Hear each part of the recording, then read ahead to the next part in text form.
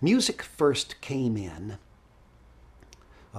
my parents had a lot of show tune sensibility. I remember my earliest memories are listening to My Fair Lady, Oklahoma, Carousel. These tracks were playing all the time, and my parents were singing these songs out loud, and this was very much in the infrastructure, but the alternative sounds, the rock and roll, the rhythm and blues, that all came from my brother Alex, as he would rebel and be this sort of wild oldest child.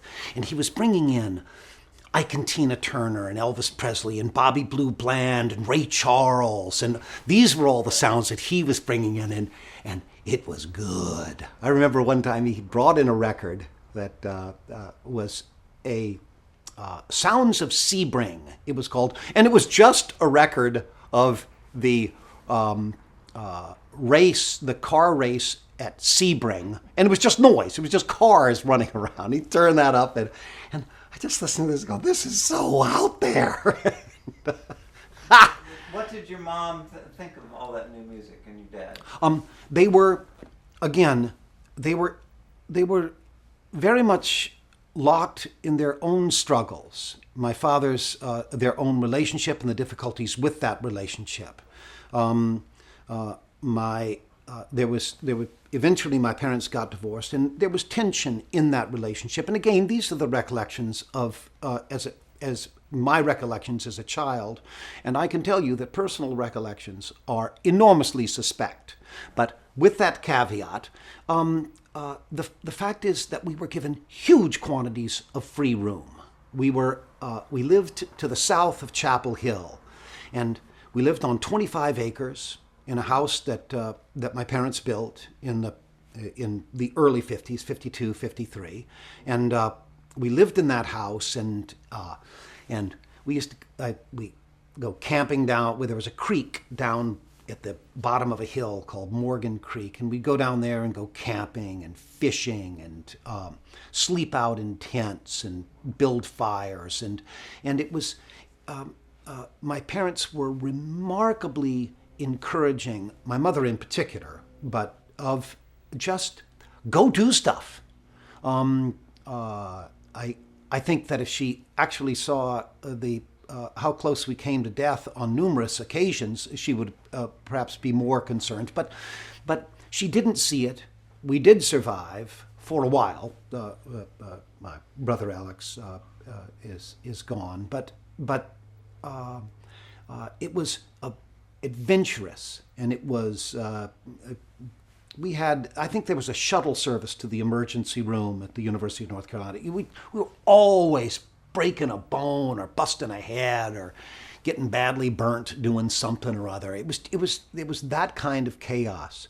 When I was 11, maybe 12, but perhaps 12, I came home, and my mother had bought from my brother Huey and I 2 engines, 4 horsepower, brand new Briggs & Stratton horizontal shaft engines. Here. And I took a look at that engine. I just, oh man. And Huey did the same thing. And the next thing we had both built these mini bikes, and we cruised all over the place. It was like just giving somebody keys to the city. And that's the kind of person my mother is. Here. You need a tool? Here it is. Go to work. And she was raised in Newburyport, Massachusetts, north of Boston. And her father was a boat builder and a fisherman, and he had a fish market and did all. He was a handy fella and very much a project-oriented person. And myself and my siblings are all project-oriented. We get an idea, we do it, we get it to completion, and then we go on and do another one. There was a time, I remember an event when I was perhaps 6 or 7 years old. We were in North Carolina, and it was hot. And I wanted a swimming pool. And so I went to my mother and I said, would it be okay if I dug a swimming pool? And knowing that it was probably not possible, I studied and strained as I watched her face. And I was looking for signs of incredulity, of bemusement, of any of those indicators. And I remember to this day, as a little boy, just studying her face when I said, could I build a swimming pool? And just watching just like this. And she looked back at me and she said, sure. Where would you build it? And I said, I think I'd build it in the front yard. And she paused for a moment. She said, I think it'd be better if you built it in the field back there in the backyard. I said, okay. And I went and I got a shovel and I probably dug 2 spades full or something and quit and did something else.